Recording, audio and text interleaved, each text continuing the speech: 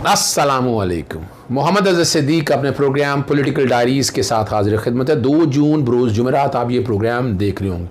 बहुत तेज़ी से डेवलपमेंट हो रही हैं और मैं आपको बहुत पहले बता दिया था कि जो ये इम्पोर्टेड गवर्नमेंट है, जो साइफ़र या ऑपरेशन रजीम चेंज के तहत वोट ऑफ नो कॉन्फ्रेंस के ज़रिए मार्ज़ वजूद में है, ये इतनी आसानी से जाने वाली नहीं है और इन्हें अपने पंजे गाड़ लिए और फील्डिंग सेट कर ली। वो बड़ी तफसीलात मैं बता चुका हूँ आपको, मैं दोबारा दोहराना नहीं चाहता। हमारा तो मकसद है कि आप तक हकायक बता सकूँ।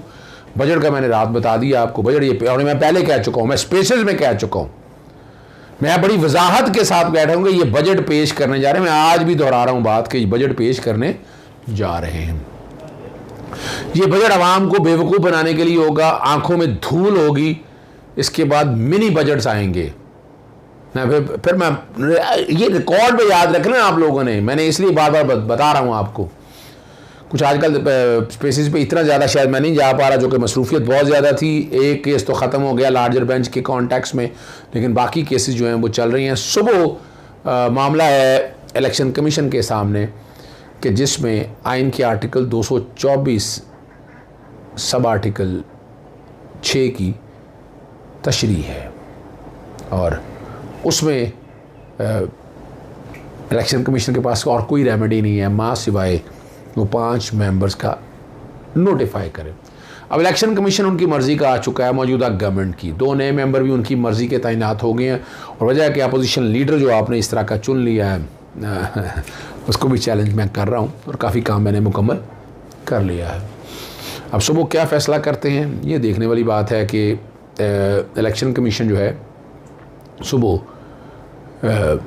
हट नहीं सकता आइन के आर्टिकल 224। वो बैकग्राउंड पे मैं चला रहा हूँ, 224C बैकग्राउंड पे चल रहा है और बड़ा वजाहत के साथ लिखा हुआ है और मैं इसकी एक्सप्लेनेशन भी दे चुका हूँ, मैं दोबारा नहीं दोहराना चाहता। आज का जो अहम इशू कल का है वो लॉन्ग मार्च के दरमियान वोकला और कारकुनों पर तशद्दुद का मामला है। सेशन कोर्ट वज़ीर दाखिला राना सनाउल्लाह और पुलिस अफसरान के खिलाफ कानून के मुताबिक यानी अंदराज मुकदमे का हुक्म दे दिया है और मुतलका SHO को कहा है। एडिशनल सेशन जज जो है मलिक मुदस्सर उमर बोदला ने ये ऑर्डर पास किया है। उसका पहला पेज और ऑर्डर में आपके साथ ये अब ऑर्डर चैलेंज होगा हाई कोर्ट में। तो बड़ा मुश्किल है हाई कोर्ट में सस्टेन करना इस बात को कि क्या जस्टिफिकेशन देंगे, वो कैसे। मैं एक ख़त लिख दिया है सदर पाकिस्तान को, वज़ीर आज़म को, वज़ीर आला सिंध को, वज़ीर आला पंजाब को, गवर्नर पंजाब को, गवर्नर सिंध को कि ये जो कुछ हुआ है, यानी क्या कुछ हुआ है, ये जो आंसू गैस और शेलिंग जो की है, किसने की है, किसके कहने पे की है, ऑर्डर्स क्या थे, पुरअमन मुजाहिरीन को आप कैसे इस्तेमाल कर सकते हैं, बैनुल-अक़वामी कवानीन, पाकिस्तान के आर्टिकल 9, 14, 15, 16, 17 ये बुनियादी हकूक़ है, इसकी वायलेशन हुई है और इसमें मैं हाई कोर्ट में भी आ रहा हूँ। पहले मैं इन सब को लिखा है, इन सब अथॉरिटीज़ को लिखा है, उम्मीद है इसका जवाब सारा देंगे। जवाब तो वैसे है कोई नहीं किसी के पास भी, इनके कि सदर पाकिस्तान ज़रूर जवाब देंगे या इनकी खिलाफ वर्जी हुई ये मैंने लिखा। और जो ये हैं अब ये देखें ये क्या करते हैं, ये देखने वाली बात है। इनके पास जवाब कोई नहीं है, टाल मटोल, ये पुराना वतीरा है इनका। पुराना वतीरा यही है कि लटकाते रहो और अब ये मामला ऑफेंसिव होकर खेल रहे हैं PTI वाले, मुख्तलिफ़ कोर्टों में भी रजू कर रहे हैं, अदालतों में भी अब रजू होना है और ये मामला ऐसे ख़त्म नहीं होगा। और राना सनाउल्लाह ने जो ट्वीट किया था, मैंने उसका बड़ा बैकग्राउंड पे चल रहा है जो राना सनाउल्लाह ने ट्वीट किया, फिर मैंने उसको कोट करके ट्वीट किया कि यह फौजदारी आप ताजरत पाकिस्तान के साथ जुर्म कर रहे हैं। आइन का आर्टिकल 19 भी चल रहा है, उसकी भी वायलेशन कर रहे हैं, मुतलका प्रोविजन भी चल रही है और आइन का आर्टिकल 19 भी आपके साथ चल रहा है। और उस ट्वीट को आप सामने देकर आप समझ सकते हैं कि मैंने बड़ी वजाहत के साथ, इन्हीं बदमाशी नहीं चल सकती इस तरह की, आपको आइन और कानून के मुताबिक वो काम करना है।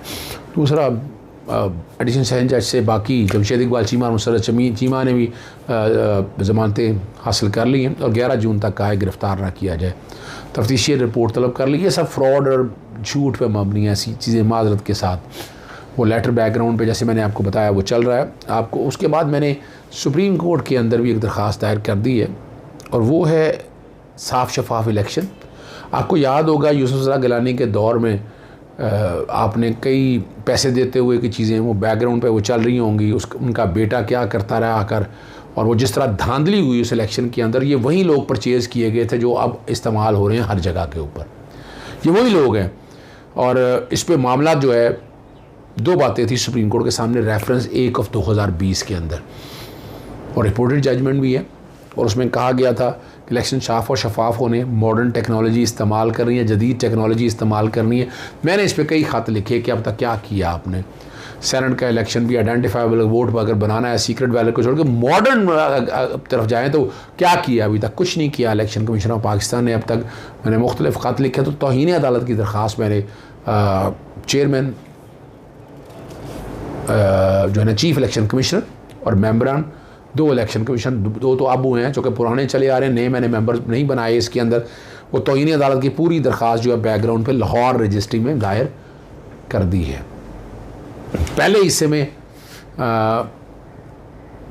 टीवी ने कुछ रिपोर्ट किया, वो उस पहले हिस्से में वो आपने सुन लिया होगा कि जहाँ ये जो दरख्वास्त लिखी है उसके बारे में क्या कहा। नाजरीन, chief election commissioner secretary election commission के खिलाफ तौहीन अदालत की दरख्वास्त दायर। सुप्रीम कोर्ट ने मार्च 2021 में सेनेट के हवाले से फैसला दिया था कि इलेक्शन साफ और शफाफ होने चाहिए, हर वो रास्ता इख्तियार करें जिससे इलेक्शन में शफाफियत बरकरार रहे। दरख्वास्त गुजार का मौक़िफ़ था ये। आपको बताएं कि chief election commissioner secretary election commission के खिलाफ तौहीन अदालत की दरख्वास्त दायर की गई। सुप्रीम कोर्ट ने मार्च 2021 में सेनेट के हवाले से फैसला दिया था कि इलेक्शन साफ शफाफ होने चाहिए, हर वो रास्ता इख्तियार करें जिससे इलेक्शन में शफाफियत हो। इसी बारे में जानेंगे मोहम्मद इशफाक से। जी मोहम्मद इशफाक, अपडेट कीजिएगा। जी बिल्कुल, सुप्रीम कोर्ट लाहौर रजिस्ट्री में चीफ इलेक्शन कमिश्नर समेत दीगर के खिलाफ तौहीन अदालत की दरख्वास्त दायर कर दी गई है। ये दरख्वास्त शहरी मुनीर अहमद ने अजहर सदीक एडवोकेट की वसातत से दायर की। दरख्वास्त में अजहर सदीक एडवोकेट ने मौक़िफ़ इख्तियार किया कि सुप्रीम कोर्ट ने मार्च 2021 में इलेक्शन साफ शफाफ करवाने के लिए फैसला दिया। सुप्रीम कोर्ट ने इलेक्शन कमीशन को अहकाम दिए थे कि इंतखाबात के लिए जदीद तरीकाकार अपनाएं, लेकिन इलेक्शन कमीशन ने अदालती अहकाम पर अमल नहीं किया और ना ही इलेक्शन के लिए जदीद तरीकाकार अपनाया गया है। इलेक्शन कमीशन को इलेक्शन के लिए जदीद मशीनों के हवाले से मरासला भी लिखा, लेकिन कोई सुनवाई ना हुई। इसी बुनियाद पर अजहर सदीक एडवोकेट ने ये इस्तदा की है कि चीफ इलेक्शन कमिश्नर पाकिस्तान राजा सिकंदर समेत दीगर फरीकैन के खिलाफ तौहीन अदालत की कार्रवाई अमल में लाई जाए। ये तौहीन अदालत की दरख्वास्त सुप्रीम कोर्ट लाहौर रजिस्ट्री में दायर कर दी गई है। जी मोहम्मद इशफाक, हमें अपडेट कर रहे थे, आपका शुक्रिया। अब मैं आपको वो सुना रहा हूँ जो ये जो बात टीवी में रिपोर्ट हुई, वो क्या रिपोर्ट हुई, ज़रा वो सुन लीजिए। पीटीआई के लॉन्ग मार्च पर शेलिंग, आंसू गैस का इस्तेमाल, जुडिशल एक्टिविज्म पैनल ने वफाकी और सूबाई हुकूमतों से तफसीलात मांग ली। मजीद जानते हैं मोहम्मद इशफाक से। जो इशफाक का कीजिएगा। जी बिल्कुल, chairman judicial activism panel Azhar Sadiq advocate ने मुख्तलिफ इदारों को खत लिखा है और राइट टू इंफॉर्मेशन एक्ट के तहत ये कहा है कि उनको तमाम तफसीलात फराहम की जाएं, जिसमें लॉन्ग मार्च के दौरान तहरीक इंसाफ के कारकुनान पर शेल बरसाए गए, आंसू गैस की गई और इसके साथ साथ उन पर फायरिंग की गई और मुख्तलिफ लोगों को तशद्दुद का निशाना बनाया गया।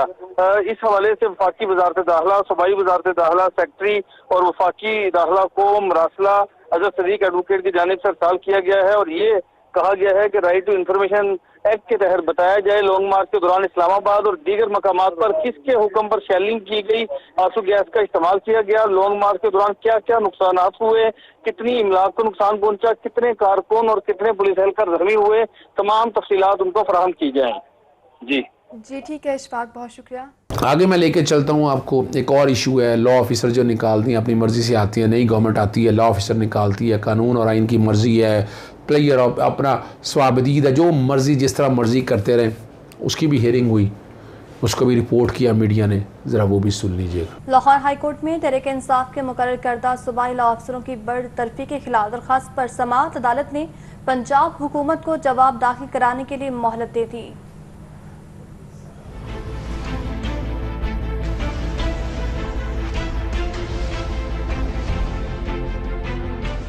सूबाई लॉ अफसरों की बरतरफी के खिलाफ दरख्वास्त। Chief justice Lahore high court Mohammad Amir Bhatti ने समाअत की। एडिशनल एडवोकेट जनरल पंजाब ने बताया कि महकमा कानून से अभी जवाब मौसूल नहीं हुआ, इसलिए मोहलत दी जाए। अदालत ने सरकारी वकील की इस्तदा मंजूर कर ली।